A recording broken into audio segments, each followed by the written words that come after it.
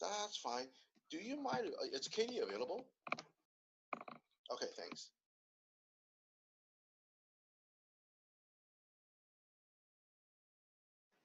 Hey Katie，你好，我是 James So Remix 2000。嘿，你好，你好。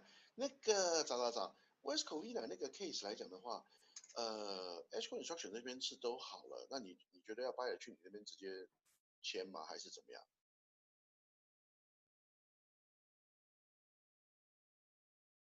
可以啊，因为他们也就住在附近。那你要不要打电？他们都还没签嘛，对不对？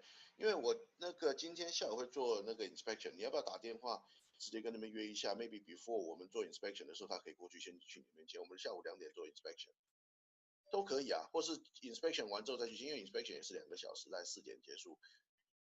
2点，今天下午2点到4点。嗯，也可以啊，也可以啊。那你跟他讲说 inspection 完之后过去签文件也可以啊。对啊，可以啊，因为他的那些资料来讲的话，到时候来讲的话呢，可以都签起来，就直接放你那边，到时候你再 scan email 给我们就可以了嘛。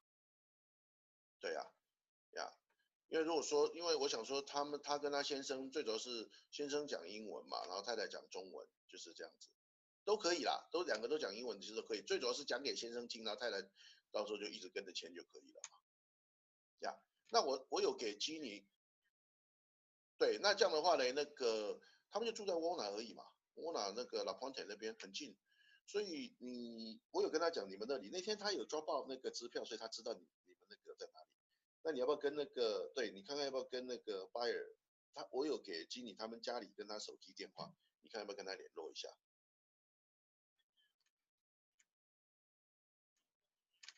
对对对对对对，就是那个。好，好，没问题。对，inspection 2点开始。你看，如果说这样的话，看是如果说中午要出去的话，你看看要不要就 inspection 完之后过去也可以嘛。对他们回家的时候就差不多，对，就是到时候跟你，对对啊，你到时候那个跟他约一下的话，看看他们怎么方便。好，OK，好，谢谢 Kitty，好，谢谢，好，不会，好，拜拜。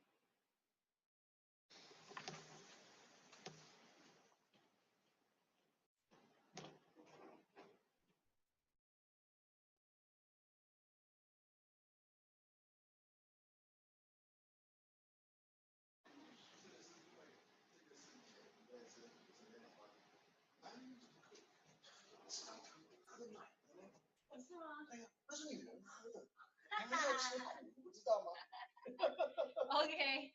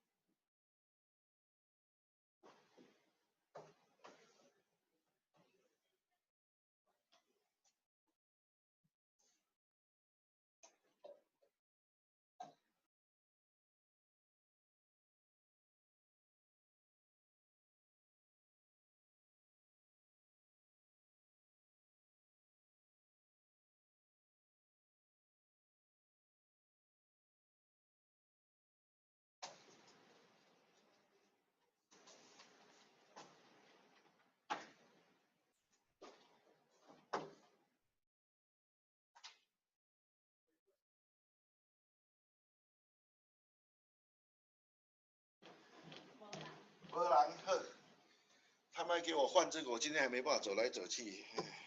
他说人家这个时候会觉得有距离感，然后呢我们的没距离感，换我没距离感。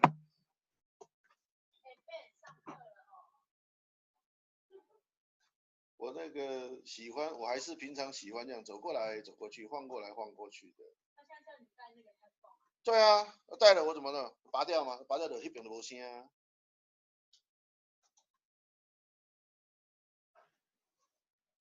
可能以前不知道为什么 ，for some reason 说我声音太小，不可能，我声音太小。听到尾唱女郎就不错了，还声音太小。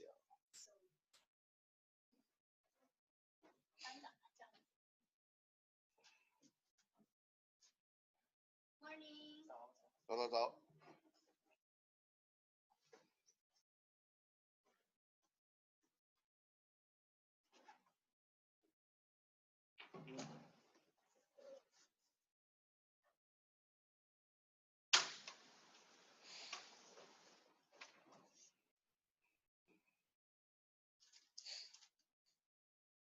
中国19大开完了，对我们什么影响？钱还是出不来，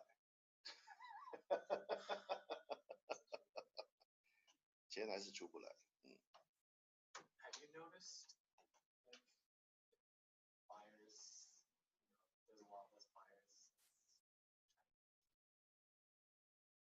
Actually, the foreigner got less, but the local buyer all coming out. If you work on the local buyers, no problem. You probably won't affecting a lot. But if you used to be doing quite a few foreigner buyer, then it's tough. Yeah.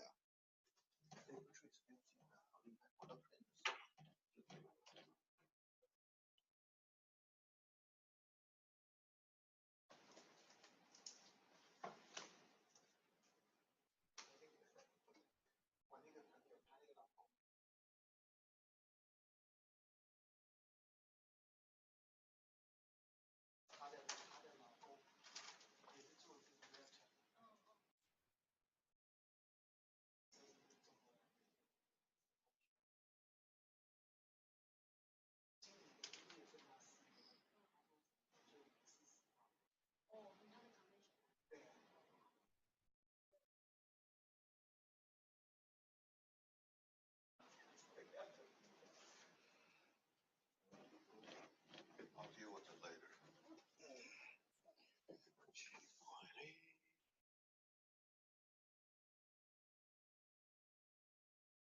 Okay,我们今天讲的是 Let's talk about the 哎呦，谢谢。啊？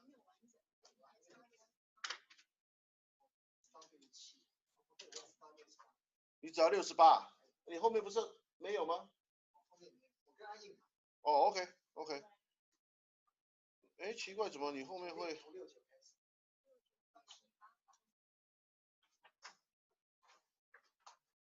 总共是从64开始。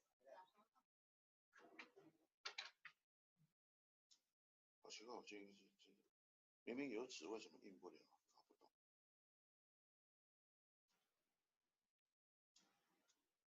copying print data. Connecting with printer.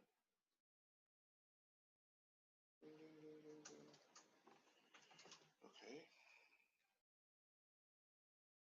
所以昨天来讲的话 ，Diamond Bar 也轮到 Diamond Bar 烧一下。57 freeway close。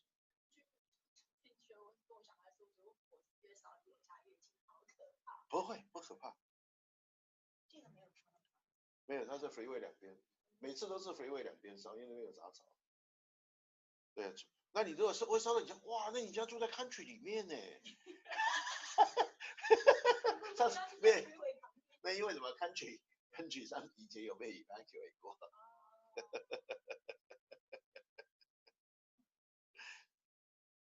所以不好意思。大家买山上的房子。我是 James。哎，买给你好，是。谁？哦，是吗？谁送到你银行 ？Escrow 寄过来的啊、你可能有跟他讲吧？哎，银行的 email 我没有给他们，我只给他们你 personal 的 email 啊，奇怪了。哇哦 ，OK， 大家都神通广大。哦，我正要帮你印，说你印出来了，印出来就好了。OK， 好。哦，不好意思，刚刚没看到，因为我准备要教课。对，不会，没关系。那这样的话，那这样的话我就不印了。那你在那边就好，没问题。OK。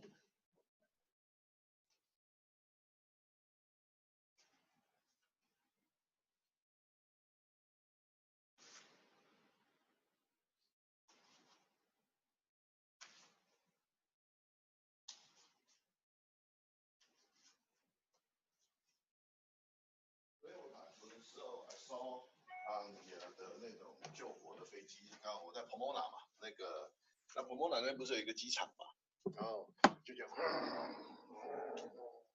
我就下去降落了，事情办完了，对啊，那边可能有停几架在那里。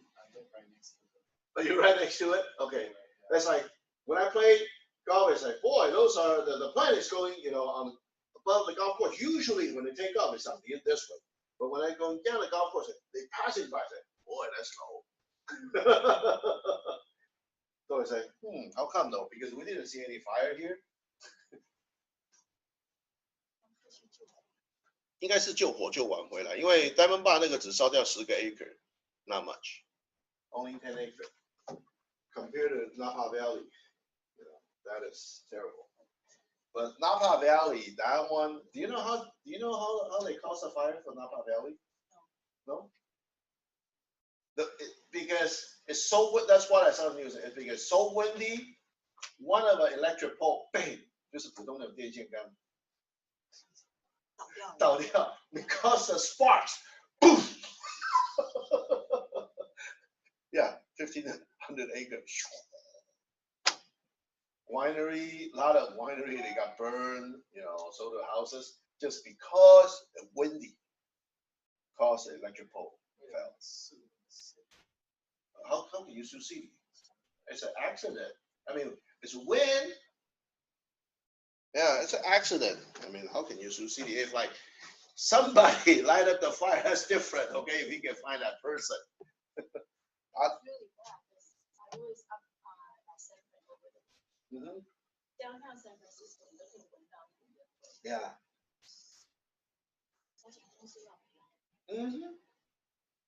Yeah. So lately, what stock will go up? 一般来讲，这样的房子被烧掉了，那个 fire insurance 可以怎么？ Just pay for your whatever your coverage, your drilling. So that's why you're gonna need to double check is your drilling enough. If your drilling is not enough, then you gotta chip in the rest. Yeah. 你 drilling 不够的时候，那就这个，对啊。可是 condo 像我现在住的那个 condo， 他们基本上，not fire, but I'm talking about earthquakes. Yeah, earthquake 的话 usually most of the complex doesn't have. I'll do this. Yeah, go back to my old, the career DJ. That's when I was in college. I was a DJ. Earthquake insurance, the deductible is 10%. I said, huh? Deductible is 10%. 10% of a cost, repair cost. So if repair cost $100,000, you need to pay 10,000. No, 100,000, you need to pay 10,000. Yeah, that's right. Yeah. So it's not cheap. Not only that, the premium is the premium is more than the fire insurance. Mm-hmm. Yeah.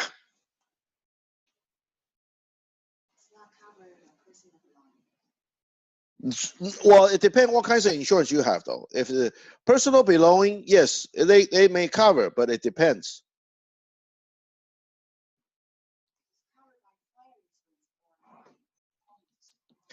Covered by the fire insurance. And you got to see what kinds of coverage you have on your fire insurance. Yeah. But I mean, if you're looking at the insurance policy, then you got to have to double check.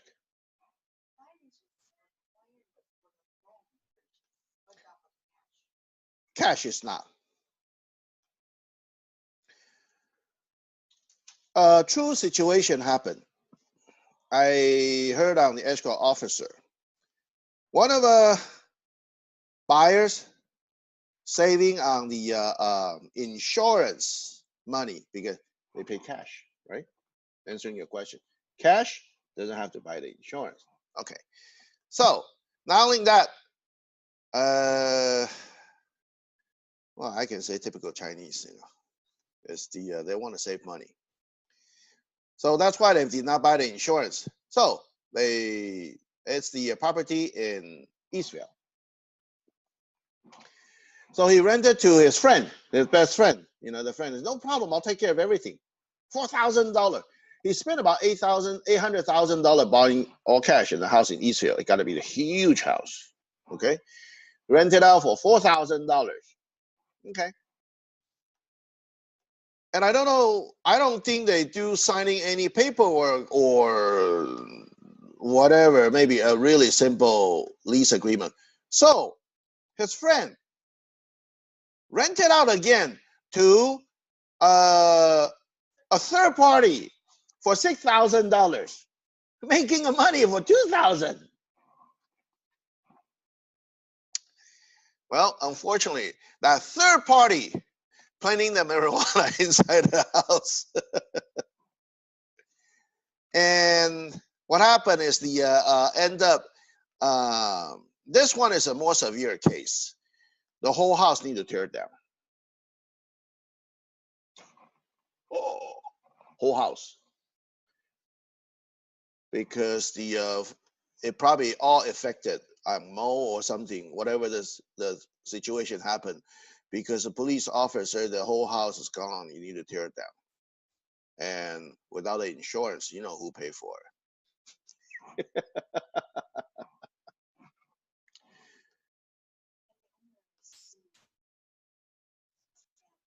Go ahead. Go ahead. Right? Just like, some of the buyer, they don't want us to put on the open market for listing, finding the tenant. They say, oh, we find a tenant already. Good. Can I borrow your lease agreement? Do you want to give it to him? It's up to you. The issue is, when you basically, what happened, on your lease agreement, you got to make sure if you really want to give it you can only give it a blank one. You don't fill out anything for that. That's what I would do. Make sure remove no agency. On the lease agreement, you got the agency for the company. both company, because you did not find a tenant. You did not verify with them. How do you know what kinds of the people they're gonna live in? And that's the only form I will probably pass it down. That's probably the blank lease agreement. That's it. The people. Then how about other disclosure? Oh, you gotta pay.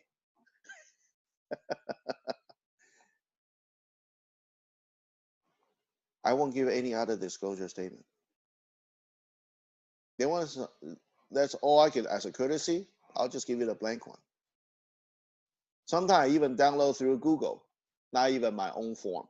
You know that because each lease agreement or any contract, we all have our name on the bottom, company's name, everything.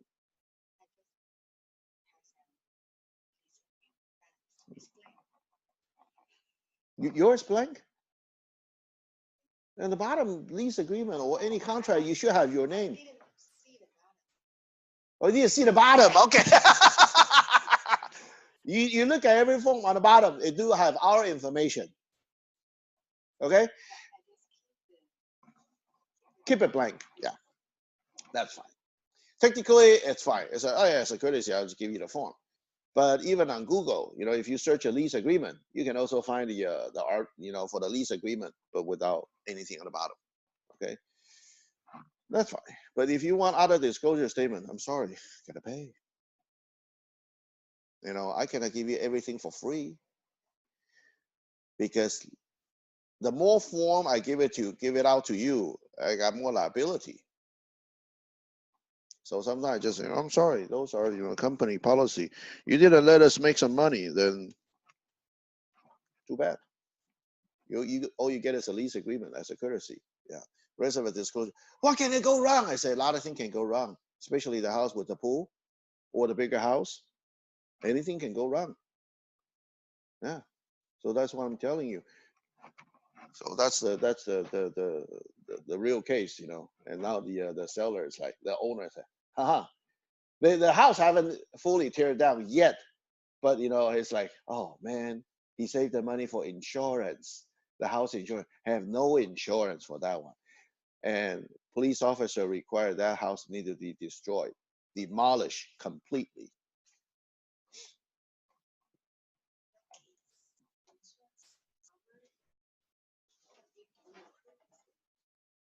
I mean, it's too late to purchase insurance now. Before, yeah, possibly. The insurance may cover something. I don't think insurance will cover everything. But at least, you know, for example, if the homeowner, they didn't tell the insurance company, say this is a rental property, the insurance company, they can against, you tell me the owner occupied. Now it's a rental because a rental property have more chance got damage. I cannot say destroy. This is a more severe case. It destroyed, but it's damage. So that's the situation. I say, well, okay, at least maybe something.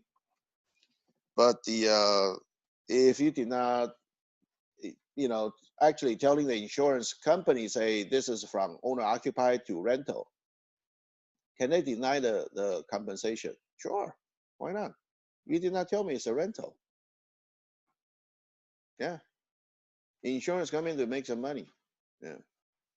But anyway, recently, what you see, if like insurance companies start probably going down, I can tell you Home Depot and Lowe's, their stock will go up.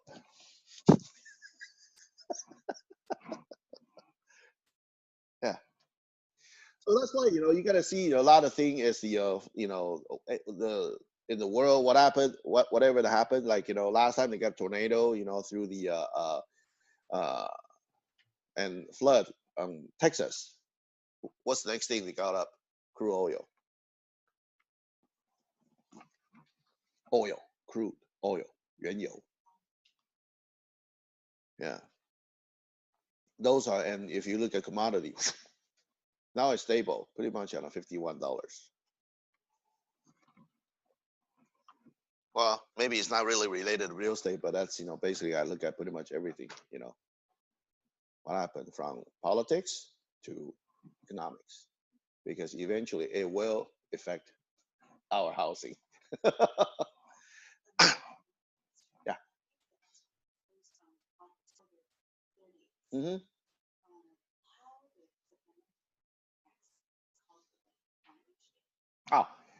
If the close escrow on 30th, October 30th, the supplemental tax will calculate from October 30th to December 30th.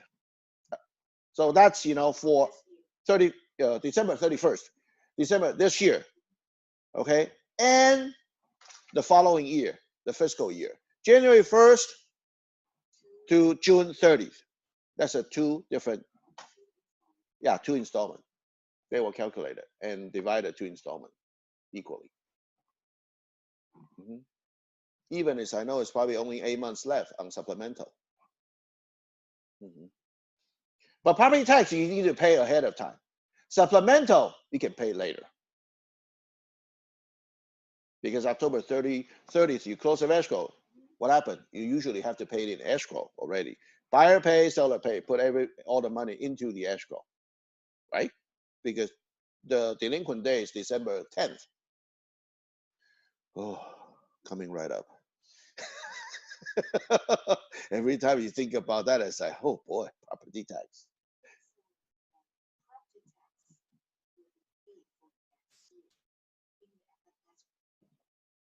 No, if the your situation, the current year from October 30th to December 31st will paid in escrow. Next year, no. Because that's a second installment. But most likely, buyer will not receive the installment, the stub, because they will probably forward to the seller, or maybe seller already took it before they move out of property. You don't have it. When you do not receive it, doesn't mean you don't have to pay. You tell buyer, where do you go? Online. You go online. Either you go online to pay, or you go online to print it out and mail it. So it doesn't mean you do not receive it, the property tax. You don't have to pay. Hey, 10% penalty. It's not cheap. Okay. Quite a few buyers learn in the hard way the first year. Pay the penalty.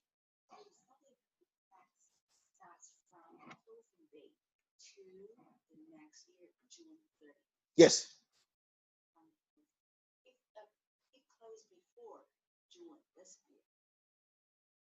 If you close June this year, it depends on how fast they will do the calculation. Usually they may update it when they mail it out in October on the property tax installment. But if they did not update it, then supplemental tax will come in later. It really depends on the county. Yeah, how fast they process your property tax. So make sure the first year you kind of, as a buyer's agent, you help your buyer. Have them to, when they receive the property tax installment payment, help them to take a look. Or you can go online. All you need to just put in a parcel number. Simple as that. You can see it. Okay. But you gotta have to find the right county. Okay. You cannot say, hey, the property in San Bernardino County. You go to the LA County, website. Hey, I cannot find it. Yeah. Depend on the county.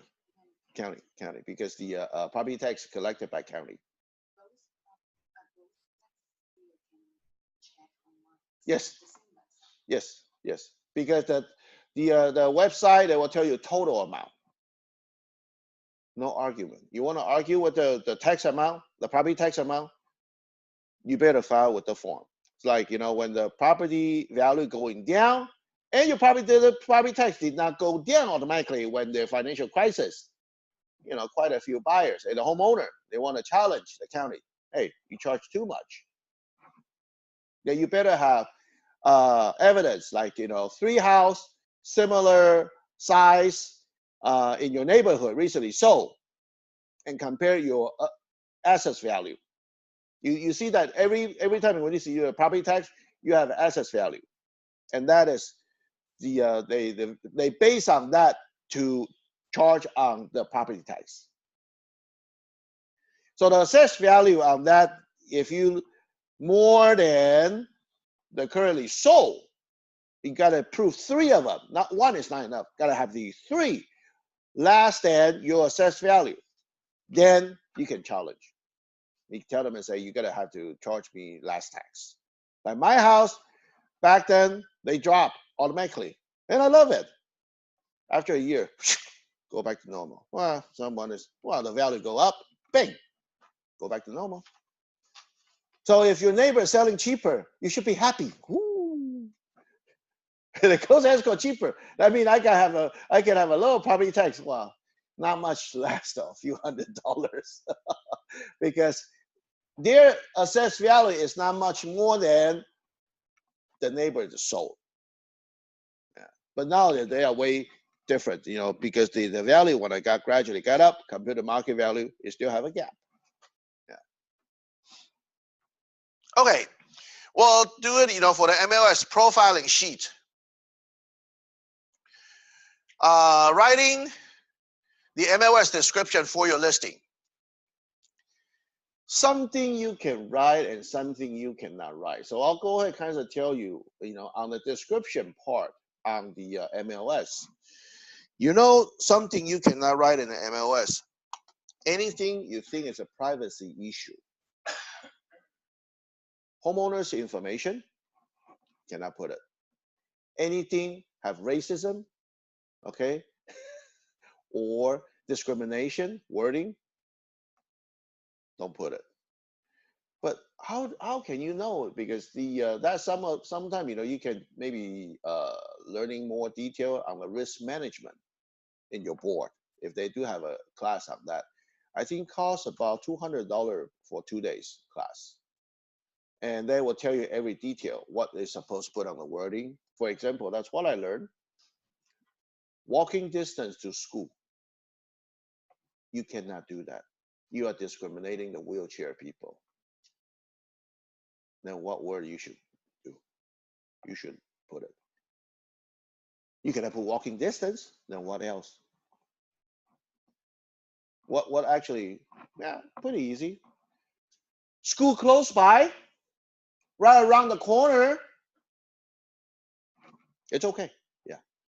Another thing is that I will tell you, brand new stove. Wow. That attorney would like to challenge you. Brand new stove. That moment, the second when you install, that's used. When you bought it from the appliances store, that's brand new. But once you install it, is that used? Then what word you should put? You cannot put brand new. Newer stove. Or if the remodel kitchen, newly remodeled kitchen. So it's quite important. You gotta have to be careful when you put in the listing on the wording. Okay. But also on the description, you should put something you can trigger the buyer have an image in their brain. So instead of a data, like, okay, how many square footage, how many bedroom, okay, yeah. But they cannot imagine how many bedroom, or master bedroom. If it's a master bedroom, you need to emphasize it. For example, spacious, huge. Kitchen, oh yeah, kitchen with the island. Then you say, okay, you can put like with the granite countertop, or newly remodeled kitchen, or newly cabinet with the granite countertop. I say, okay, that's pretty much the data. But what else are you adding? I would like adding functional. Even I know the kitchen is so small. Is it functional? Yeah. Something you gotta have adjective in the front. So make it, they have a picture. I know they can always look at photos. That's a photos. You gotta have to take the better photo. If you really want to using the iPhone to take a photo, you better learn how to use the iPhone to take the great photos.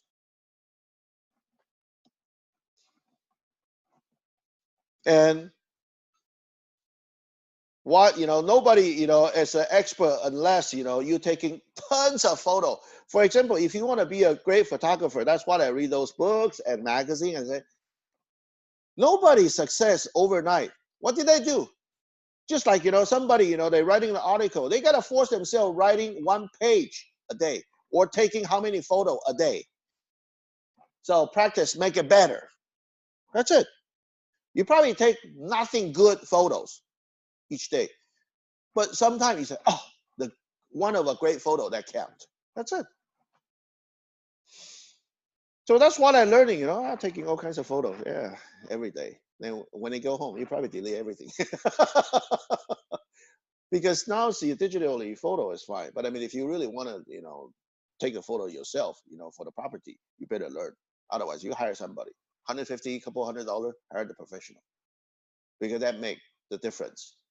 It will attract the buyers come to the open house or come to see the property. Even the buyers, it may be claimed, oh boy, the photo looks a whole lot bigger than the actual size. Gotcha.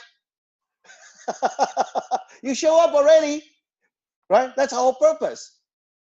Why most of a photographer, when they're shooting the property, they use a wide angle lens. What? That's the whole point. It looks bigger, greater. Yeah. So do it here. Don't just list the feature. See that? Use this as space to attract buyer to home and influence initial offer by drawing out emotions and stating desire, terms, and condition. So you gotta have creating some kinds of image in their brain. So no, not just the description. The regular, the feature description, no big deal. But the worst listing, what I see is no description and no agent remark. See those listings? Oh, and 1 photo or 2 photo only. Yeah. That's fine. No. At least not now. The only thing I would put on the agent remarks, I took the photo, say like before tenant occupy. Because that's an old photo, not the current photo. Because maybe during this year, they may adding the granite countertop, which the photo, I don't have it.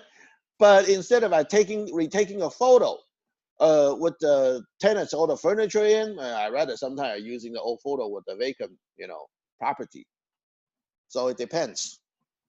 This is only so much on the line. Yeah. They say they want to try this one. Let's see if it will work out better for the my audio. Last time they complaining on the cannot really hear much. Okay, and next one, try to appear to possible self-interest reason for potential buyer and bring out emotions. Locate near school, shopping, expressway, cul-de-sac lot. Okay, entertainers delight. Gourmet kitchen, that's another word you can do. If a smaller kitchen, you do the functional kitchen. If a bigger kitchen, you do it a gourmet kitchen.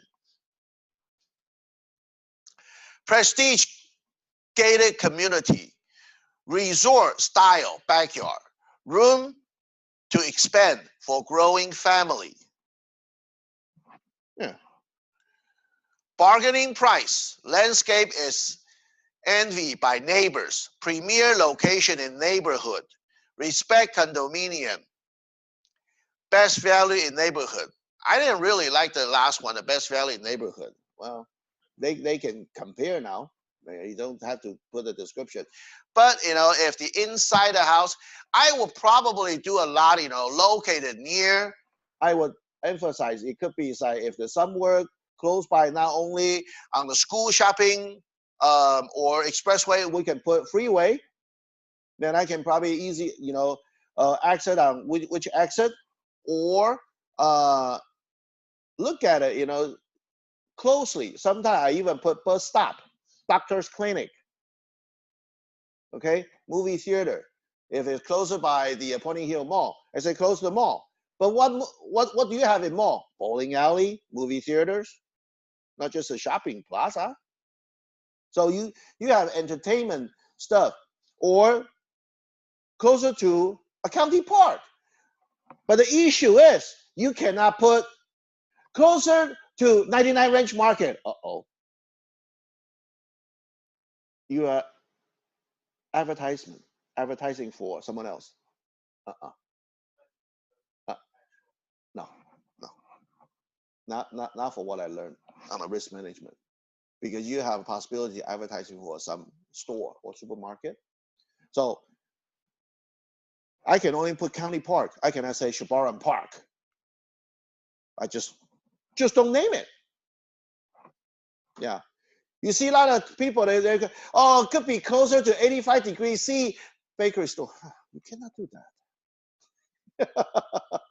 But some people will still do it anyway, because they did not learn. If it's really the attorney want to challenge you on the description, they can be challenged.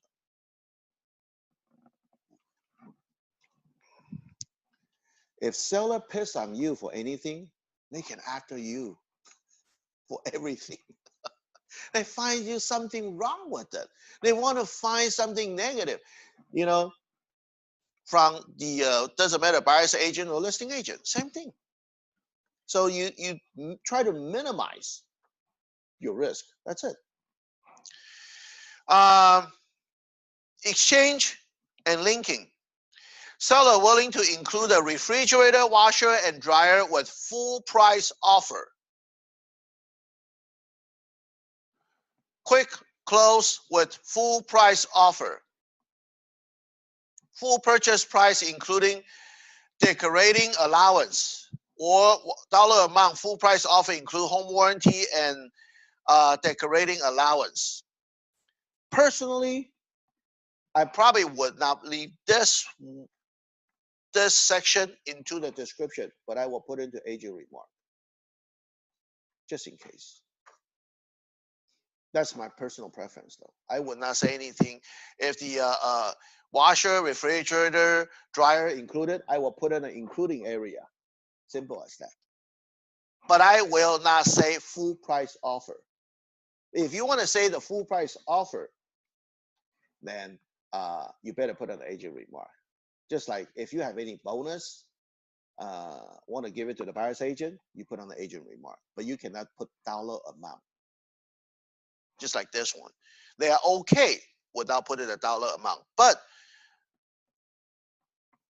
the whatever the allowance, how much, that's a set price. That shouldn't be in the description. Because if you did something like that, someone may found out, and if they think the MLS, they read through, they may give it a violation warning. You will receive that. It's okay. Been there, done that. I'm not perfect either. No, you cannot have exact amount. No. You cannot. So you can say, ask listing agent for detail. Ask listing agent for bonus. That's fine. Or if you close of escrow, you cannot say certain date and give it some bonus. You cannot do that either, because the date is a set date. So according to the MLS rule is you cannot have any set price or set date. The only thing you can really set is your commission percentage. You can be set, because that's a different, category. You can put it in, but on the description, don't put anything on a set thing. Or seller must be moved out by a certain date. No. That means actually you already actually invading the seller's privacy issue. I say, don't you? Well, if I know seller, when did they move out? I'll wait till the last day. If then submit an offer, the lowball offer, you want to move out, or what? You want to accept the offer or not? I mean, that's not fair for seller.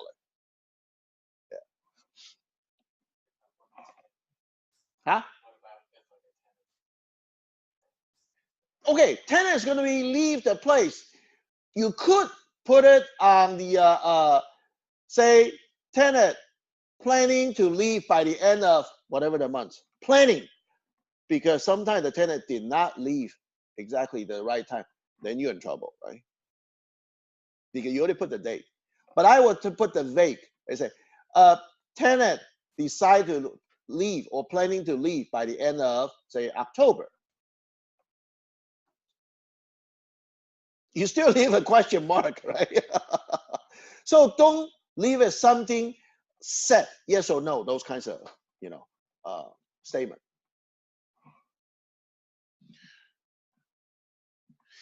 Uniqueness and unique, one of a kind, the only one word or hard to find combination, cul-de-sac lot backing with the green build, or hard to get into the neighborhood development, not your average 3-bedroom, 2-bath home. This is something you can learn, not your average, this statement.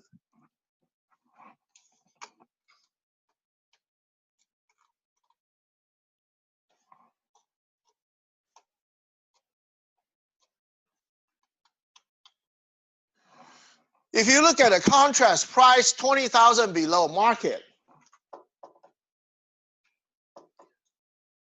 I will put this one into the agent remark, because certainly, on this article, on those studies statement right here, they are, suitable for nationwide. So maybe some of the state they are okay. But for what I know, the MLS in our local area, try not to trigger. Yeah, I know it could be a gray area, but I try not to do it. I used to be doing $20,000 reduction on the description. Hey, right before that, nobody challenged me. But once I learn on the risk management, I say, no, I leave it on the agent remark. Agent remark, you can say, okay, huge reduction or a price below. On the description, what you can do is like price below market, fine. But right here, it's a $20,000 below market. 20,000, that's a set number. That's the only thing it will trigger. If the rule of thumb, for the MLS, I would not try that. But I would say price below market, no problem. Because the market price, who set the market price? Right? Yeah. What's the market price? Yeah. What's the market value? Everybody have a different point of view. Yeah. Then to me, it is below market. To you, may not. But that's just a advertisement, for the wording. But try to not put set number or something like that.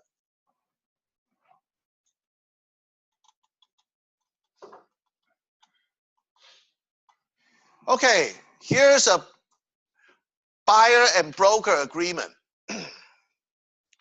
We start talking about the buyers now.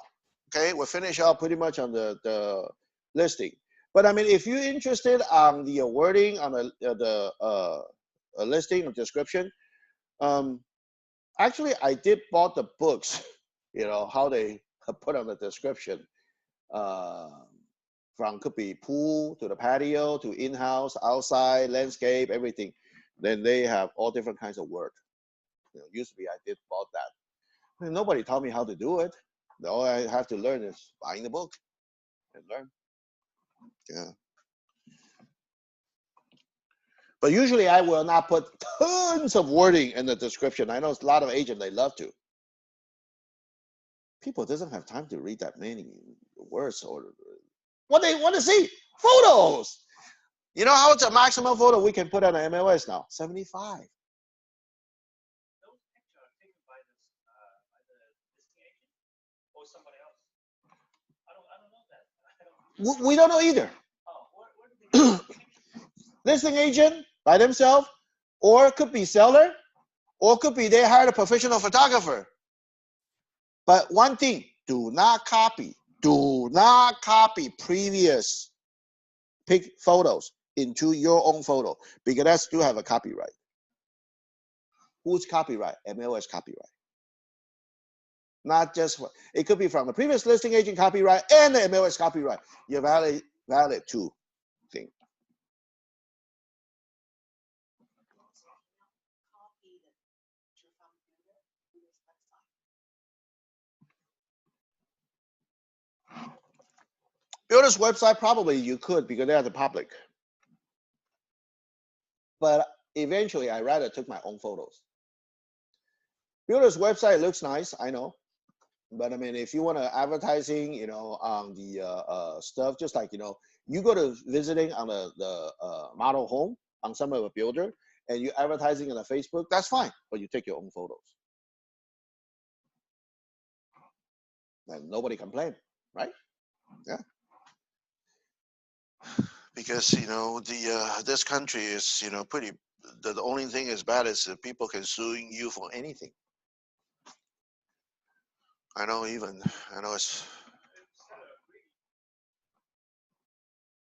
allow you to do the picture for the seller, she'll be fine, right?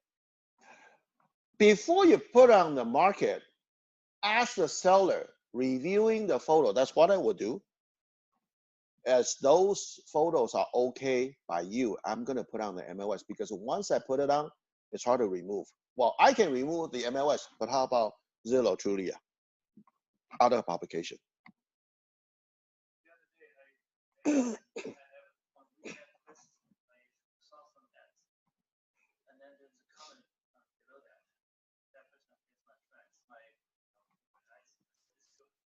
And I said, you're helping the agent to put an ad on WeChat. And she said, my house. Oh, I said, okay. You want me to put the picture for you? He said, yeah, of course. Sure, you could though. Do that. So I did. As long as you get a permission for that, that's fine. I tell her, do it boss. Yes. Okay. Can you advertise for me? I said, sure, of course. Yeah, if If I find a buyer, seller, they will do anything to sell their home. Yeah, that's fine. As long as you ask a permission, that's fine. But I mean, at least those are photos because you didn't. If you did not took it, or you ask, say, if the listing agent took it, you ask the listing agent, you know, the seller is my friend. Is it okay using your photos to advertise? Sometimes they can even mail you the better photo than the one on MLS. Yeah, I would. Why not? You know, I ask the seller, hey, you know, your friend like to advertise for you, then bang, okay, good. But sometimes if they do have an antique or valuable painting, they may not like to show it in the photos. Then you better find something to take the photos with the right angle. Just kind of not to show the painter. Just like if you took the photo in the garage, how many photos you have in the license plate number showing at that? You just look at it. If they do park the car inside, okay? You don't take the photo above the bumper. You took the whole thing. Especially in the front of a car or the back side of a car. Be careful what you're shooting. And another thing is that when you took the photo, cannot have our for sale sign in the photo. Did you know that? I know. That's right. Because that's an MLS violation. Yeah. So you took the photo before you installed a for sale sign. That's fine. Or try to using the angle on the photos. Or you know what? Better yet, when you take the photo, remove your for sale sign temporarily. Then you put it back on once you finish your photo. I mean, it's okay. They see the post, but it's not advertising. See, that's the issue about advertisement. Just like if you took the photo, you know, say, or just like description, 99 range market close by. Okay, that's advertisement. Or the worst here, they even took the photo on 99 range market. Yeah, those photos have to be removed because you will receive the MLS violation if somebody reported or somebody found out. Another thing is that once you receive the offer, you better change your status within 2 days. Otherwise, somebody may challenge you. Why now? Why you just accept offer? It's supposed to be from active to under contract. Yeah, active under contract, it is. But recently, Somebody want to change it pending, it's their choice. Technically, what I understand is before they remove the contingency, active under contract, I mean, the seller still willing to accept the backup offer up to the seller. If seller say, that's it, no more showing, I don't want any backup offer. Okay, then I change to pending. When it's a pending mean, okay, until active, no more showing, technically. So if you see those but most of the listing agent, they don't understand what between the active, under contract, and pending mean. They just put it. Yeah. Just, you know, that's why the our industry is going to be harder to survive. I can have to tell you that. The successful realtor will getting successful. Mediocre, maybe you will get eliminated, but that's why you gotta have to catch up, keep on learning something new. Okay, so that's, you know, if you're looking at that, as you can see, contract keep on changing. If somebody, you know, didn't catch up with the didn't practice on the real estate, how do you know the contract's changing? How do you know the MLS rule is changing? You don't know. Yeah.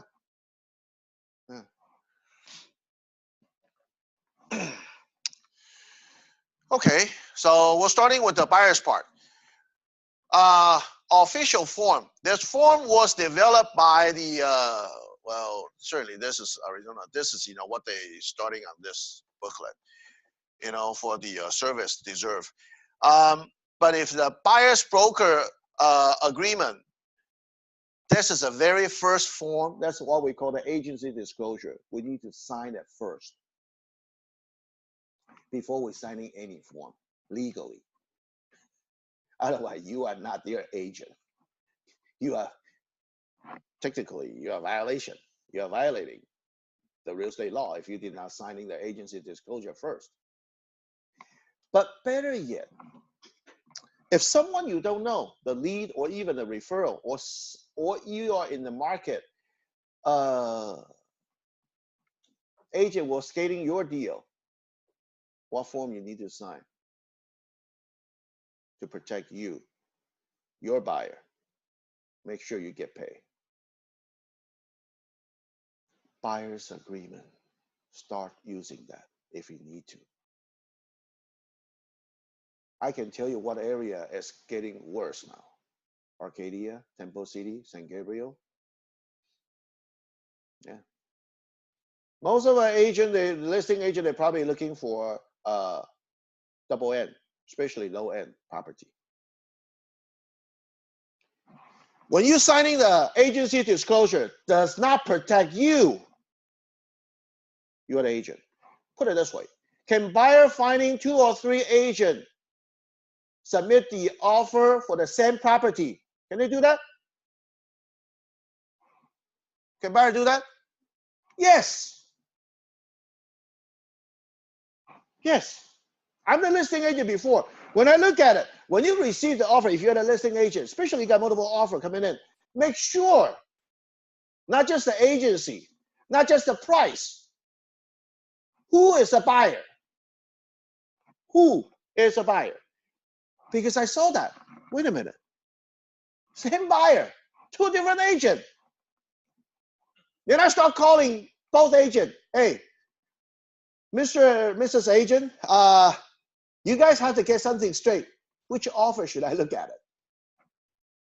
Because obviously it's the same buyer, but 2 different price. Okay, 2 different price.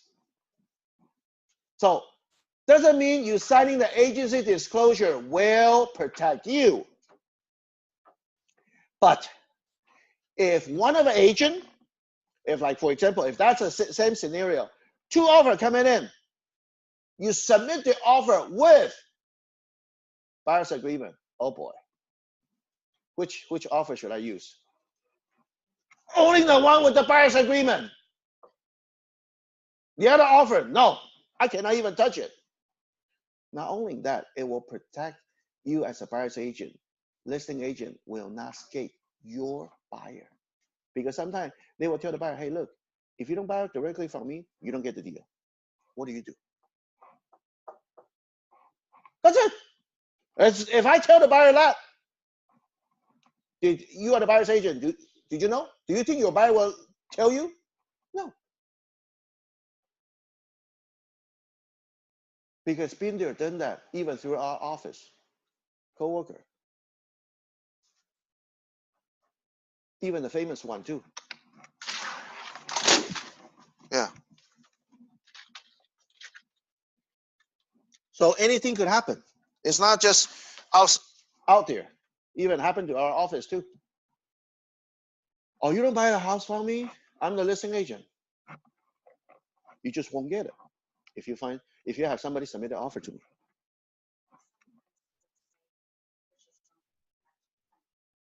Yes. Yeah.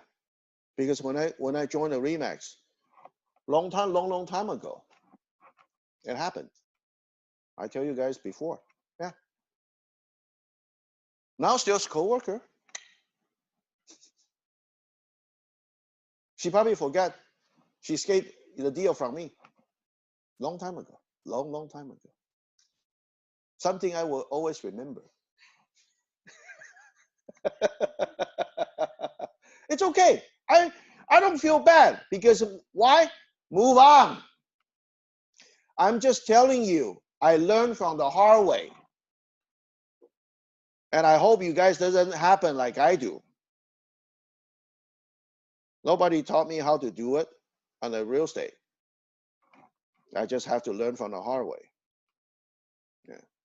And I'm because now I'm more getting to the contract, so I know how can protect yourself as an agent. So don't avoid the buyer's agreement. For example, the buyer's agreement will tell you, if you look at the buyer's agreement, you have a time frame, like between, like say, months or some even the worst thing I see 1 year. And they will leave a blank on address. Oh boy, that means this buyer has to buy this through this agent within this period of time. And up to how much you need to compensate, they can put 3%. So if they did not get compensated, who's going to compensate this buyer's agent? Buyer. Because you bought it. But usually what happens is like, if the buyer buying the property through other agent and the original buyer's agent found out, they will sue the buyer's agent to get his or her commission back. And what they can sue? For CAR, BRE, 3 area. Yeah, I know. But if this situation happen, usually what those agent, they will throw the this form into when they submit the offer, right under the bus with the buyer to sign it. Yeah. Remember I told you last time, when the coworker had a $7 million deal, they say next time she'll learn. When you submit the offer, I'll put it as a buyer's agreement, whether you like it or not. I don't know you. You don't know me.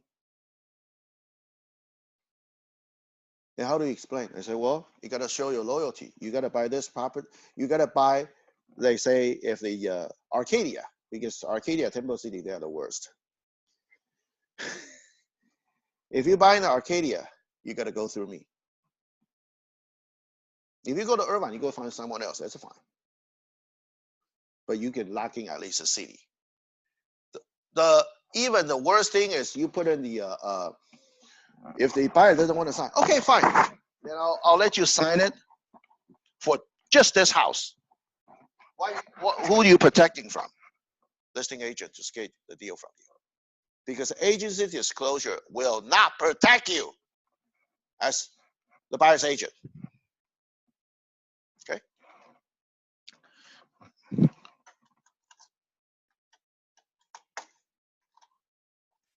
normally, the buyer don't want to sign the sale agreement, right? Yeah.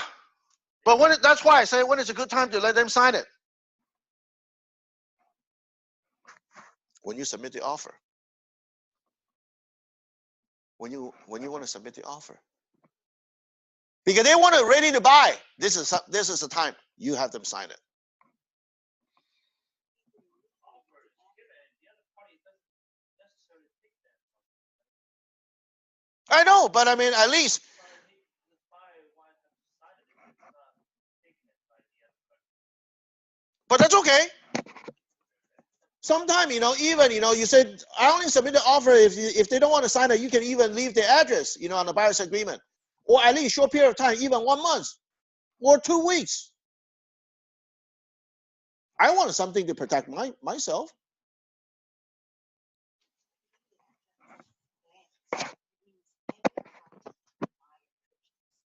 In whatever the area. If it's Arcadia, that means everything in Arcadia. Yeah. If the worst thing is if you leave the address blank, or you can see all property. Yeah, you can, if he doesn't want to leave it blank, you say, okay, all properties. That means this buyer buying any property through this period of time, you get paid. It must be through you. Otherwise, you need to compensate up to what's a percentage or a set dollar amount to a buyer's agent. That's more like a retaining fee. That's what we call it's a service charge. Just like they say, well, why I need to sign that? Well, when you see doctor, you use that reason. When you see doctor, do you need to pay? Doesn't matter you got cured or not. When you see attorney, doesn't matter you win the case or not. You still need to pay, right? That's it. They say, how come? Unfortunately, our market is a mess right now. Nobody loyal to anybody. Then I have to let you sign it. It used to be, we don't even have needed signing any contract. Handshake, they count. Right? Yeah, can anybody still do the handshake? People doesn't really honor their words anymore. What are you expecting handshake? That's the point. Yeah. And for the serious buyer, this will help when I prepare your offer to the seller to show you are a serious buyer. Because I want, same thing, you tell them and say, I want to know you are serious. That's why I let you sign it. Not just the agency disclosure, I let you sign a buyer's agreement too. Retaining fee waived. If you sign this agreement today, I will waive my $500 non-refundable retaining fee as show of good faith. Well, I know some agent, they say, well, I don't care. You want me to show you the property, you got to pay me first. That's a retaining fee. Certainly, I don't think it happened in California.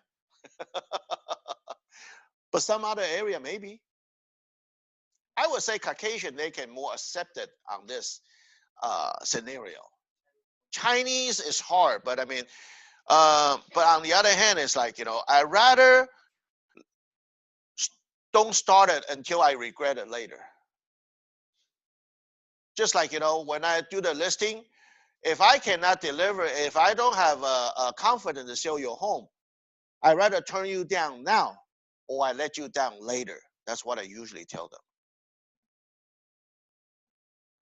Yeah, I rather turn you down right now instead of I let you down later and wasting for your 3 months listing period of time.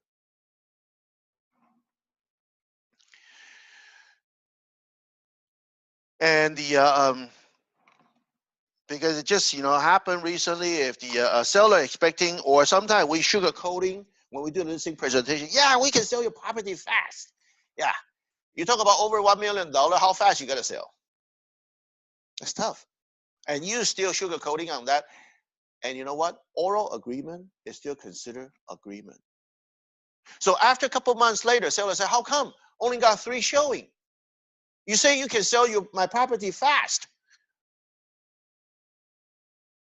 And what the seller, they're after the listing agent now. I want to change the agent. Oh, but the listing agreement is not over yet. Oh, I see. You talk to my attorney.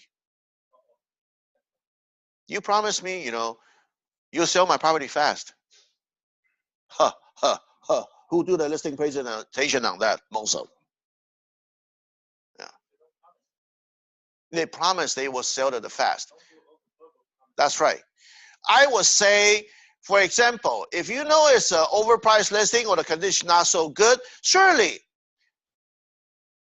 seller doesn't like the answer. Let's give it a try. No, we don't like that answer either. What you can do is, do you have a confidence? Yes, I have a confidence. But can you guarantee? No.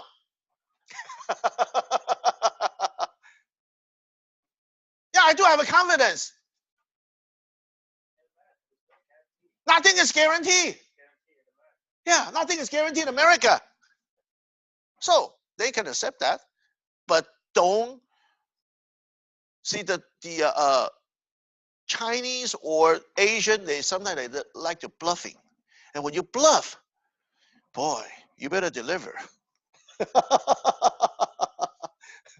Yeah, and end up cancel listing. What do you get? Nothing. Still nothing. End up still wasting your time. And not only that, remember, we are. I know it's when you are listing and when the listing sitting there, don't be afraid to talk to a seller. I know lots of us, we are afraid to talk to seller. Oh man, they're gonna after me, because it's not selling. You still need to report it back to them once a week if it's possible. The easiest way, what I'm doing is auto email to the seller on the neighborhood, what he has. Whatever they're changing on in your neighborhood. New listing coming out, new sales pending, sold. You know what happened? Sometimes even you still that still showing following up, right? Okay. Even when you receive the phone call from seller, don't be afraid. Why? Could be a good news. Hey James, I think maybe time we should reduce a price. They may tell you, or maybe we should adjust the price. They say, what do you suggest? They're actually asking you. I say, well, what do you have in mind? Yeah. Oh, let's maybe drop another 10 or 20,000. Great. Don't go against them. Don't say I can sell the better, higher price. I see a lot of stupid listing agent like that. And end up, seller complaining and then, expire listing. And they say, when you do the expire listing, what do you ask the seller? I will usually ask them, what are you expecting from me if I'm your listing agent? Well, what are you supposed to mean? I don't want to make a mistake like a previous agent. You tell me, what are you expecting from me? Well, definitely, I wanted you to sell the house. I know. But we have to work together. I cannot work alone. Yeah. That means seller have to cooperate on my strategy. So strategy can be commission, pricing, anything, okay? Or you got to cooperating with open house hours or showing. Every time you cannot show, then how can the buyer see the property, right? So you have to cooperate. And before you go, especially those expired listing, you can see the agent remark, what if it's a hard to show property, then that's probably the point. You say, well, I can obviously, so we can probably have some solution, maybe to improve the selling the property. Sometimes the showing hours more flexible. Do you consider put on a lockbox?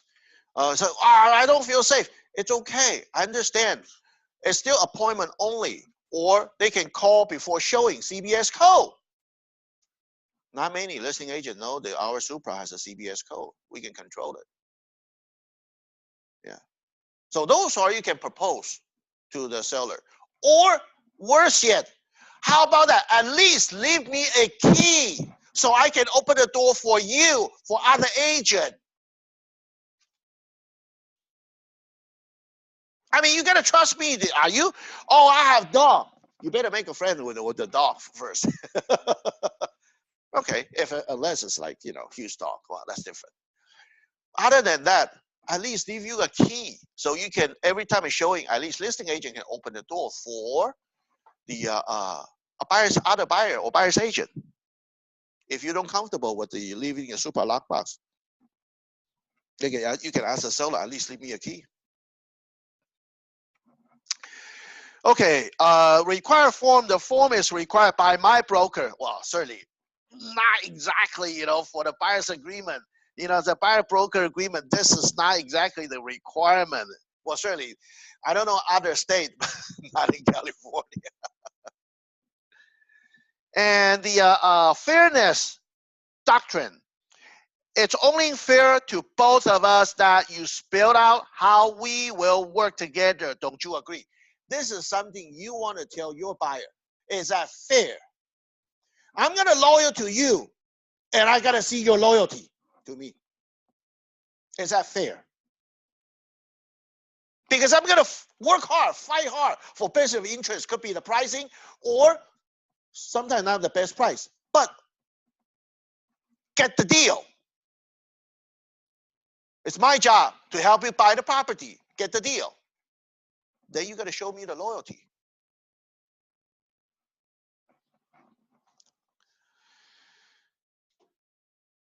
Team commitment. It is my policy that we both make a commitment to each other and work together as a team. This document spelled out my obligation to you and your obligation to me. This will help avoid any confusion of a problem down the road. It's that way we can work together. See, because those are the reason you can probably overcome the objection. If the buyers ask you, why do I need to sign this buyer's agreement? This is a reason you can tell them. Just on this, you know, on the 7 bullet point, there's something, you know. Tell them a couple of them. Just like, you know, what I say, work together. We cannot work alone. Doesn't matter you work with the seller or work with the buyer. I just cannot work alone. Even if they don't want to put on the MLS, they say, well, look, you know, that's a little bit tough. If you don't want to put on the MLS, then you just want me to stick the for sale sign. The seller, you know, whoever passing by, sometimes they don't even want you to put a for sale sign. Now, how do I sell myself? By advertisement? Well, at least, the bottom line I would suggest you say, why don't we, if you don't want me to put it on MLS, why don't we keep it as a pocket listing for our company? That's our advantage to do that. We got hundreds of agents, so at least you keep it within the company. A pocket, more like a pocket listing for the company. Okay, so the put it in the intranet, not internet. The intranet is within our office. You know, all different office, 7 offices.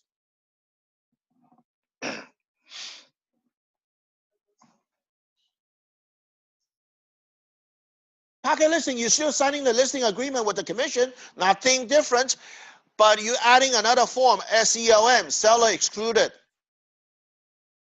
listing, huh? No, I'm not so talking about single party compensation. Single party compensation, that's only apply when, if you are dealing with a for sale by owner listing. Not listing, though, for sale by owner. They don't even have a listing. So seller presenting, represent themselves. Yeah. Yeah. That's, you know, when we do the single party compensation. Mm-hmm. Last thing is thoroughness doctrine. some agent try to get by with the least amount of paperwork possible. I believe in being throughout and in making sure I understand exactly what you want me to do for you. This way I can be sure I get you the very best results. Well, certainly, you know, once we put on the buyer's agreement, I think that's 2 or 3 pages. Yeah. So they, some people they say, "Ah, just get lazy," you know. Some of them, very rarely I see that, but I mean, I still do see, you know, on the offer just coming in without other forms. Used to be, well, certainly now it's in the whole package. Usually I see just a purchase agreement. Where's the agency disclosure? Or even, you know, the later on, you know, have a form more than one buyer or seller. Because why they need that form? Because certainly some company get a lawsuit. And that's why the BRE adding that form. Though when we have more form coming in, actually someone get a lawsuit or some company, so they're adding the form. So those are, you know, for the statement, you can, you know, overcome. Try your best to overcome and have the someone, if you don't know, to signing the buyer's agreement. If they're repeating your client, well, you don't really have to because they already trusting you. But if somebody you work at the first time, and if you sense they are not loyal to you, they have other agent that spit it out, unless they say, "Oh, my agent cannot help me. This cannot." You know, okay, probably they were just really looking for the other agent. But if they say, "Oh, you know what? They found a property and submitted an offer with this agent. They found another property and submitted that agent." Wait a minute, different property with different agent. They do not loyal to any agent. Sometimes they even want to submit the offer through listing agent directly. Is that happening? Yeah. When you have a listing, did you hear that often? Yeah. Then I always ask them and say, "Are you sure you want to go through with me? I'm a dual agent. It's okay. Is it okay without telling your buyer's agent?" No, it's okay. I look at the listing myself through you. And I like, you know, we like you. I think you are better than our agent, original agent. You sure? Okay. Or I've been facing that before, you know, had the agent submit the offer. They probably the lowest one, but you know, the buyer really want to get an offer. They come in, talk to me directly. "Can you be my agent? Make sure I get the deal." No. Your buyer's agent's already submitted. "But my buyer's agent is, you know, very knowledgeable." I say, "Well, if that's the case, why don't you go through me to begin with?" Right? "Oh, because my agent is my friend." That's it. Part-timer. Yes, "I'm sorry.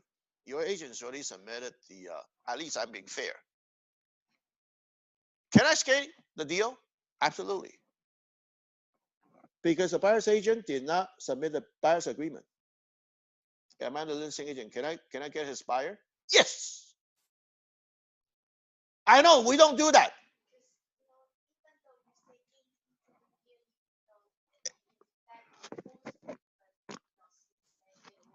The buyer want to buy, they want to make sure buying the property, they want to go directly to the listing agent. Then what do?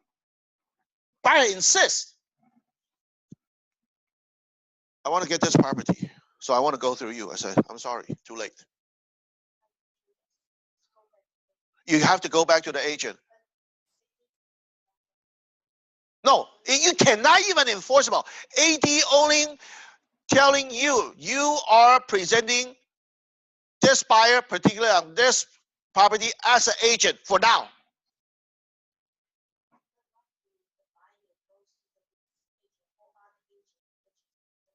Yes. No. If you don't have a buyer's agreement, you guys have to deal with it. Buyer make the final choice who they want to buy through with, which agent. That's why the buyer's agreement is important now. Do you see it? But usually we ignore it. Got it? Buyer's agreement. That's it. That's called buyer's broker agreement. And make sure you're signing the one exclusive. Okay? Same thing they do on the listing. Open. I don't want to get open agreement. Make sure you're signing the one is exclusive. I know. The exclusive buyer's agreement, just like your listing agreement. Listing agreement, they have three, right? Exclusive, right, or exclusive agency, and open listing. Three different kinds.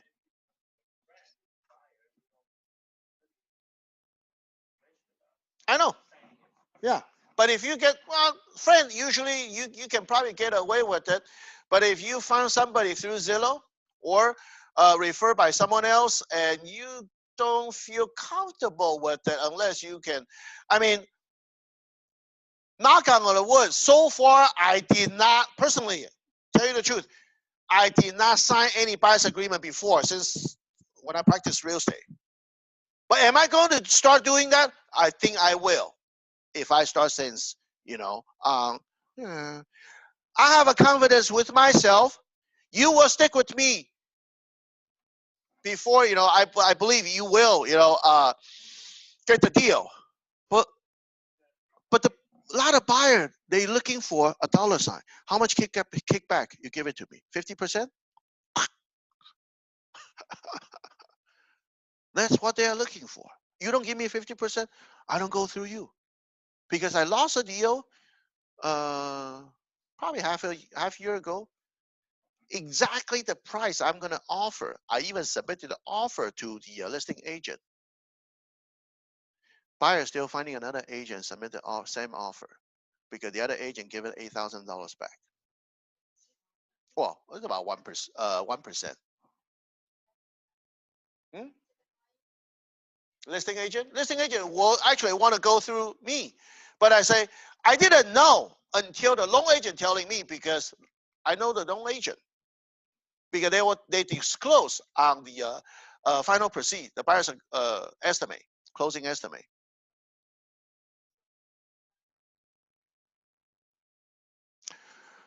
It's the same. No, actually they go through different agent, and the second agent, they try to lowball. When they hire another agent, they try to lowball, and the listing agent ignore it. They not even counter. They say, James, try to put the deal together. They still would on my side, but you know, after a month or two later, seller's in hurry, then they find another agent because who give this buyer's idea? Because this buyer is actually referred by the loan agent. Who gave this idea to the buyers? His friend. Oh, you can ask a kickback from listing agent. I mean, from buyer's agent. Why you have to pay? You know, I mean, it doesn't matter what price you can get it.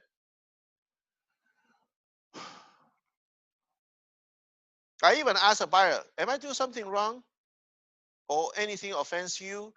You do not choose me as your buyer's agent. Oh, no, you're doing great. You're a great agent. They say, why don't you choose me? My friend gave me the suggestion. So we have, you know, he referred on his agent to me. Yeah, yes. It's illegal. Illegal. Illegal if unless you put into the escrow. You cannot do it outside of escrow, technically. I will keep it inside within the escrow. So seller, everybody know, I do disclose on that. You just cannot do under table, put it this way. But BRE, did they care how much do I make? No, not at all.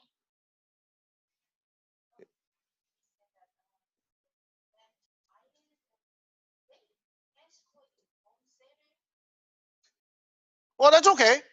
Seller probably doesn't know, but escrow know. But I put on the paperwork black and white, so I will not get sued by BIE because I leave it open. Buyer's agent credit how much toward buyer's closing cost. You issue addendum for that. Can you do that? Yeah. But I don't think those agents will survive a long time because you don't make enough. We got a lot of expense. Yeah. We come here to make some money, not give away the money. But this is, you know, nowadays it's like pretty bad. It's, yeah. Service fee, that's a buyer's agreement.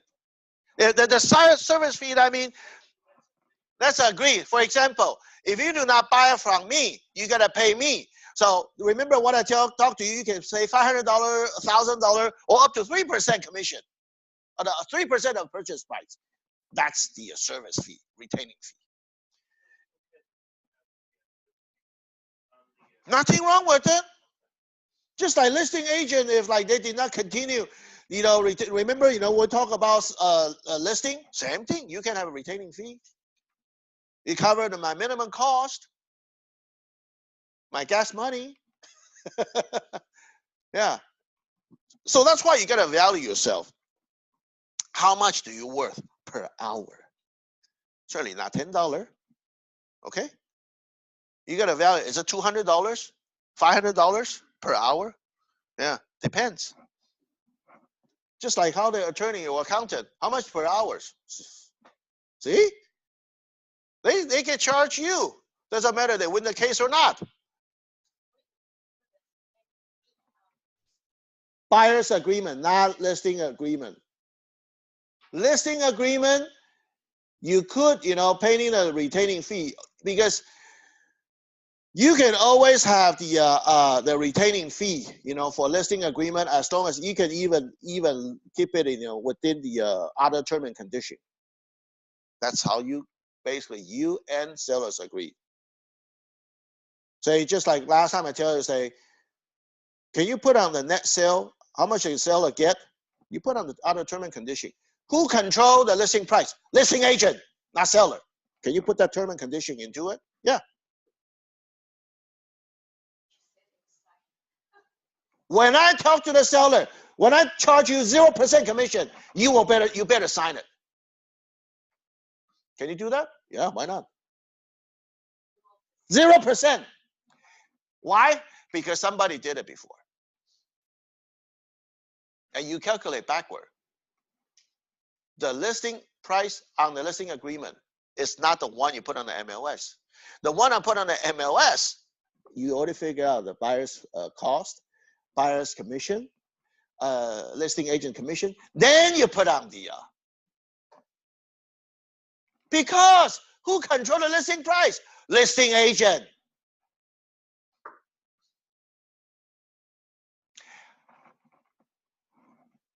Be creative. Be flexible. Is it legal? I already put it, you know, when they put on the other term and condition, as long as seller agree, is it legal? Yeah.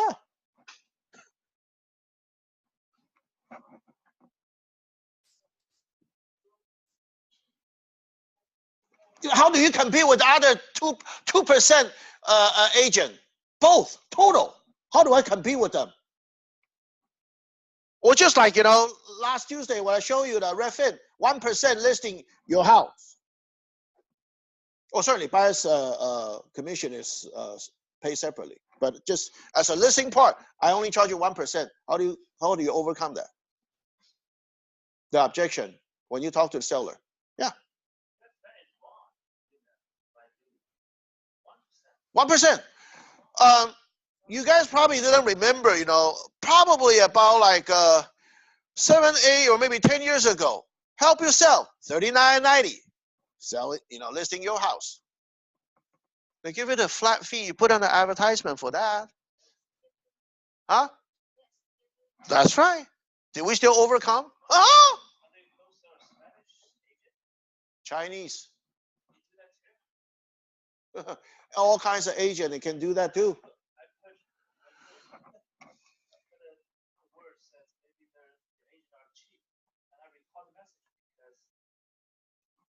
I know.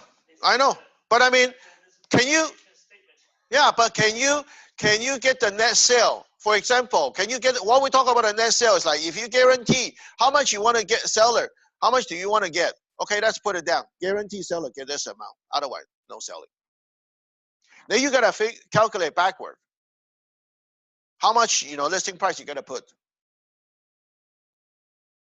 Then anything above that, it's yours. It could be more, could be less. You may losing money too, but just don't accept it.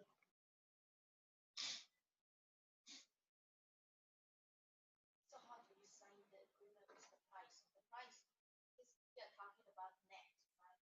Net to the seller. But the selling price, I mean, listing price, would that be the MLS and the price tax? No, It's the net. the listing, no, the net to the seller. How much do you want to get net?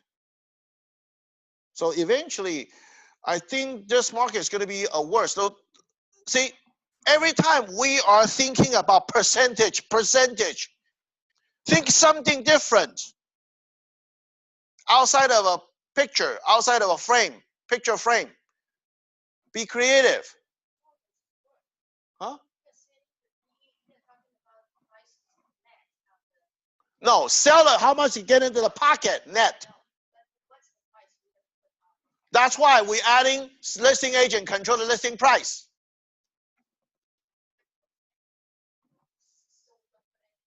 We still put the price or any price, whatever. It doesn't matter. Because later on, listing agent will modify it anyway.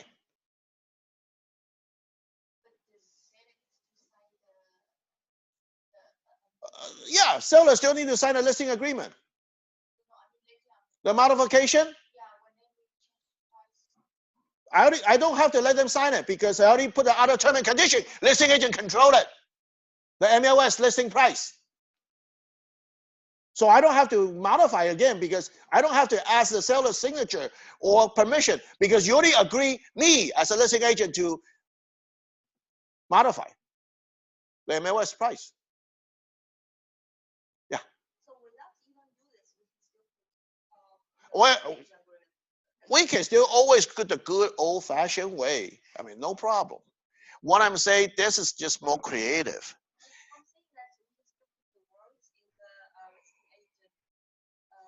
Control the listing price?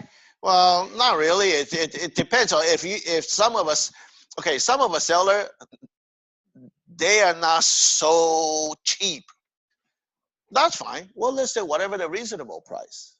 Okay, we still charge them probably 6% or 5% or maybe even 4% commission. Same thing. Anytime you adjust the price, you use the modification of term. Because unless the if you want to add it, listing agent control the listing price. As long as seller sign it, it's okay. You could.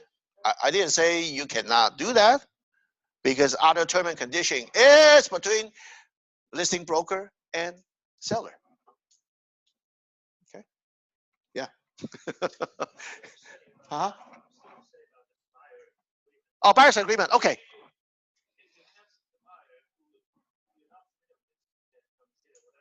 Yes. Yes.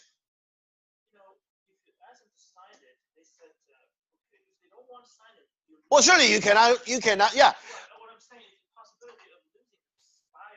No. Before you're losing it, then fine. Don't sign it.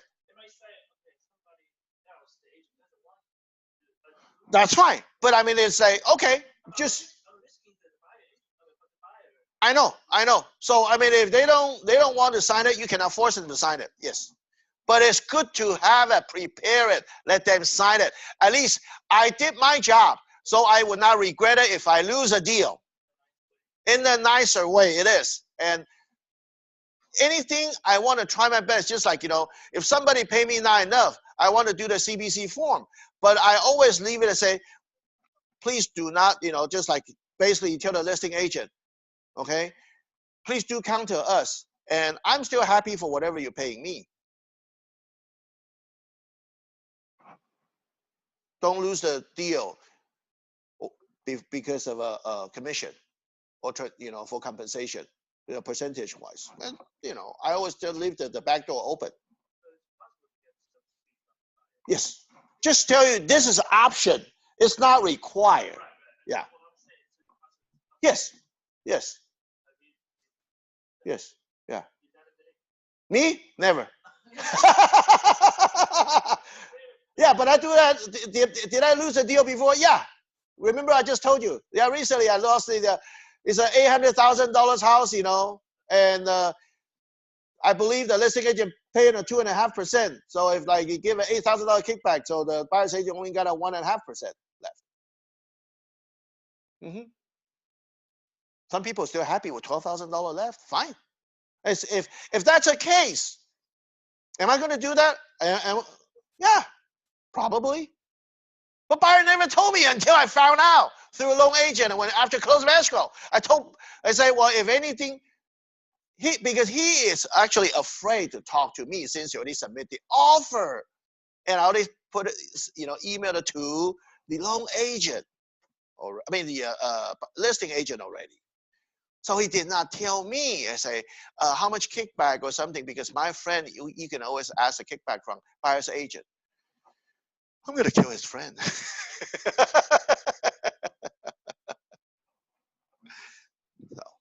yeah.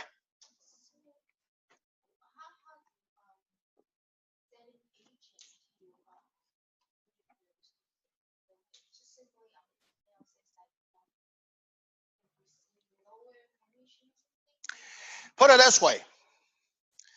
Legally, we cannot put any words.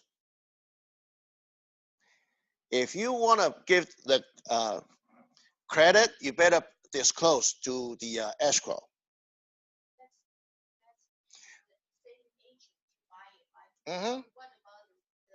Listing agent? To seller, you just charge less commission. That's it. Easy. Just like Redfin. I charge you 1% listing. Other agent charge you 2% on listing. Huh?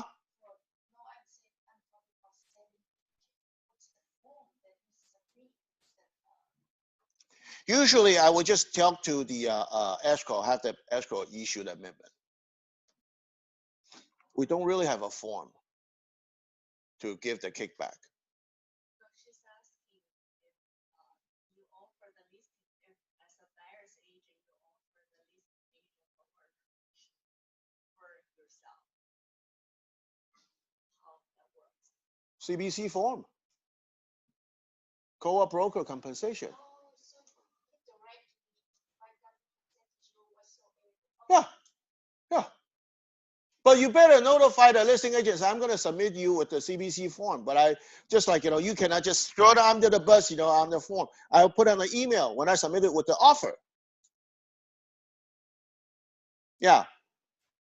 I say, by the way, can you be kind to ask the seller compensate 3% to co-op broker? Question mark.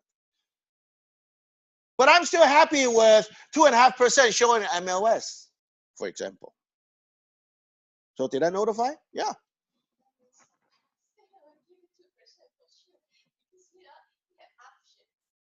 That's okay.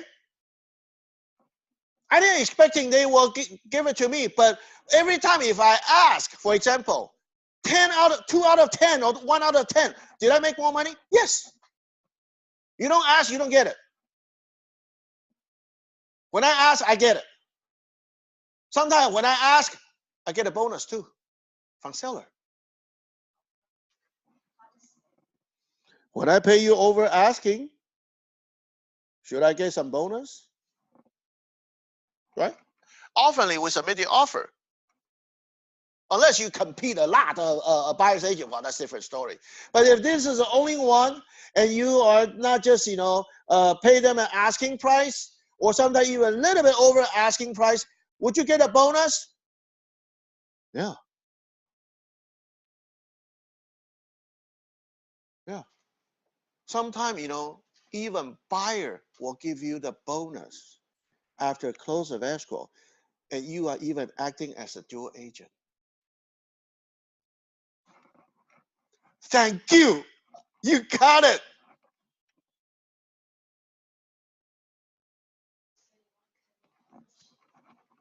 At least, so far, I don't have any seller cut my commission, even I'm a dual agent. They say, boy, lucky you. That's all they say. And they already signed a commission. They already signed a, they always, once that if they really want to cut my commission, they better sell it, before they say so, or close the escrow. Yeah.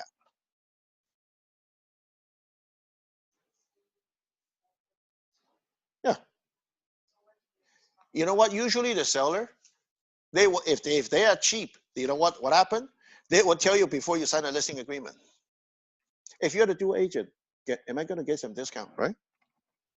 They say, okay, fine, I'll give you 1% discount. Yeah, they wait until there's open escrow. Yeah. I say, fine. If you don't, let me ask my broker. Since it's already open escrow, you should tell me a long time ago. You tell me when it's already open escrow, too late. Oh, then otherwise I don't sign any paperwork. Okay, that's if they don't sign a grantee, okay. If they don't sign a grantee transfer, then you better do the way they want. Yeah.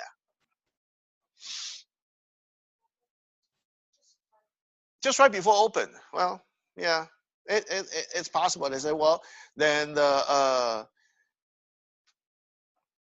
depends though. If it was like 1%, yeah. I would probably say like, okay, move on. I probably won't piss off the seller. If it's still reasonable, okay. But if you already have 4%, it's like, come on, it's already 4%. I'll give you a big discount from a standard 6% commission. Then now you still want to cut me on the double end. Then I'd rather have somebody doing that, because 3% and 2%, there's only 1% difference, unless it's $1 million house. Okay, if it's $200,000 or $300,000, no, I have to take a both side risk. Yeah, right before open escrow, why don't we have? Oh, how about that? Let me go and have my co-worker, or let me have somebody I know outside a different company to submit the offer. So I just take 2%. Most of the sellers say, why? You can make more money. No, I want to sleep better.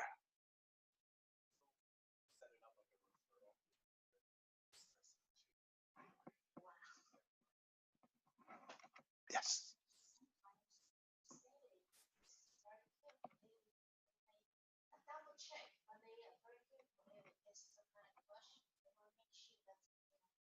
Then you find somebody with a different company instead of dual agency, because if it's still under RE/MAX 2000, still dual agency. If that's the case, we'll find somebody maybe from Kingston or RE/MAX Premier or Elite. A different company legally, isn't it? Yeah. Kwon say no, fine. I can really find someone it's a really, really different company, not under Kwon. It's okay. Because in the favor of return, who knows? Even I don't get the referral fee. At least I get a free meal.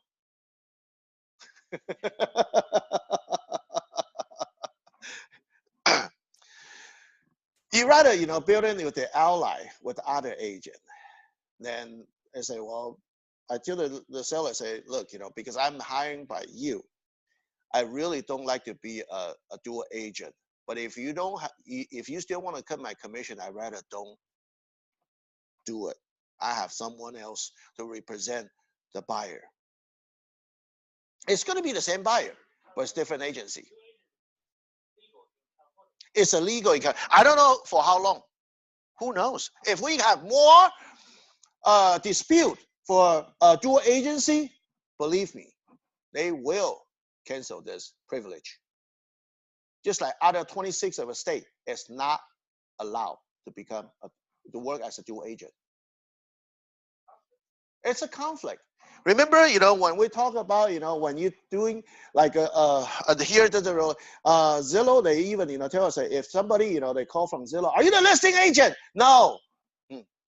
Oh, you want to find a listing? Sure, I can help you. But do you know when you buy the property directly from listing agent, that's an you are actually, it's an interest conflict.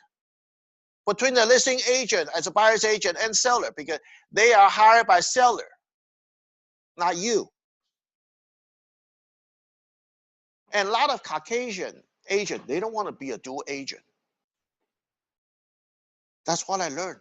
And I learned from the senior realtor, they say, if you want to sleep better, you want to work longer with your career, try your best. Try to avoid to become a dual agent.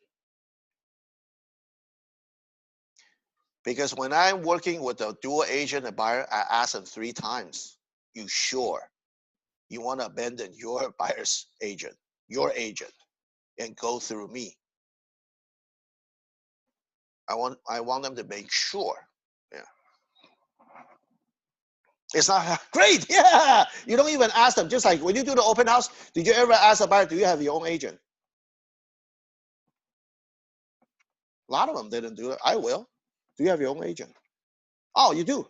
Have your agent submit the offer. Not me. Oh, I thought you like to be a dual agent. Not really.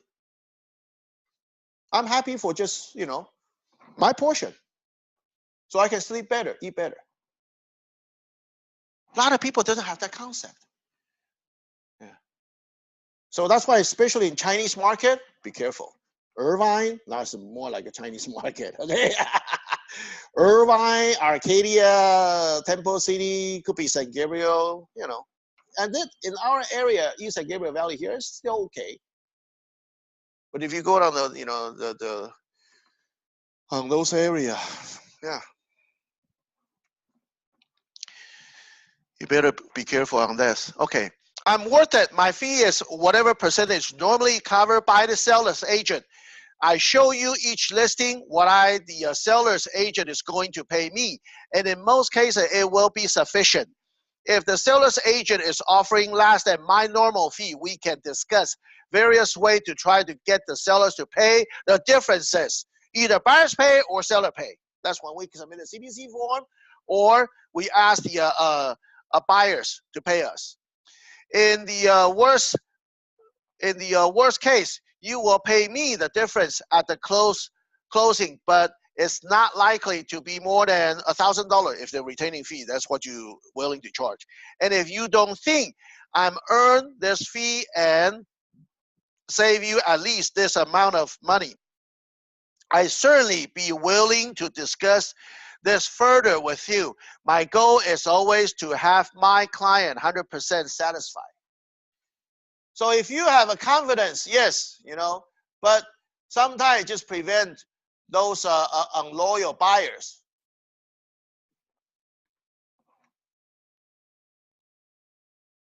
I know it's like I probably later on will start asking if, like the last time the scenario, the buyer said, James, do I owe you anything if I find you other agent? I tell them no. Oh, am I stupid? Yeah.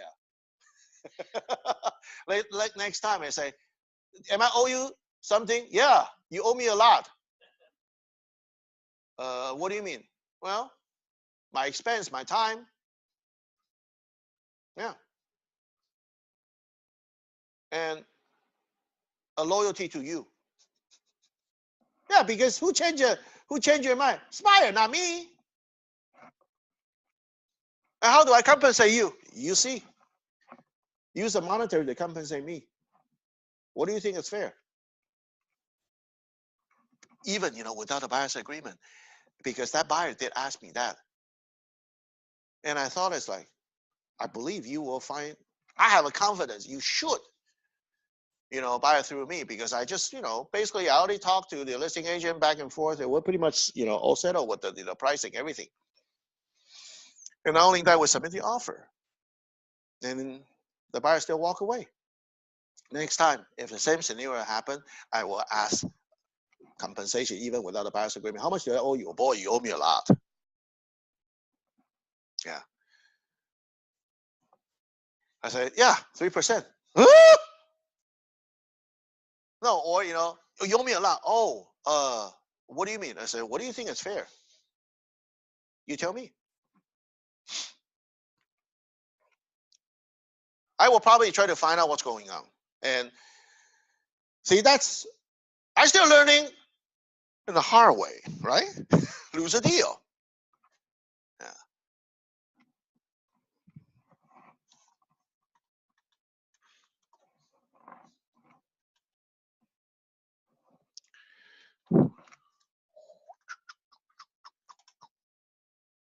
Okay, I'll finish here. Yeah. And the buyer's bonus, that's a something, okay? You may consider asking a buyer if he didn't really get enough. Same thing when we talk about in the listing agreement, asking as a bonus plan. Let me explain to you the real estate industry traditional way to paying me, your agent, and then show you the modification that works better for both of us. The way it has been to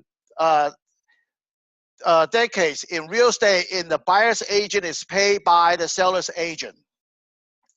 The seller's agent get a listing fee and then offer part of the compensation to the buyer's agent for the bringing a qualified buyer to purchase the selling home. This fee is percentage of the purchase selling price. That means I get paid more when you pay more for a home. You as a buyer want to pay the least amount of money you can get the home you want, correct? Well, obviously, buyers. So many traditional compensation plan is the opposite of what you should want. Here is how I fix that. For every $1,000 I save you off from the listing price of the home, you give me 10, 20, 30, 40, or 50% agent choice. It's up to you, okay?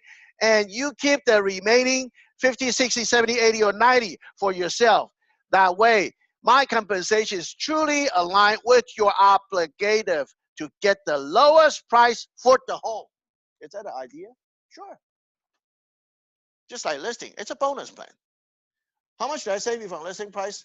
Then how many portion do I get extra from you buyer? But I can tell you that typical agent, they are afraid to ask.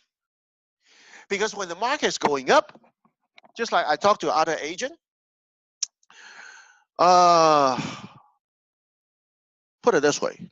Here's the case, last year in Walnut. The value or the appraisal maybe just come out $720,000, $730,000 on the house. And seller insists $799,000. They say, okay, fine. He's still listed. And so actually they receive one of the offer, a $799,000 in cash. Wow. Cash. Then you don't have to worry about the appraisal value. So they are willing to remove the appraisal, blah, blah, blah. That's on the listing agent. So you can certainly reverse on the other side. You know what seller tell them? Go ahead, come to $830,000. What? $799, you're not happy? We are way above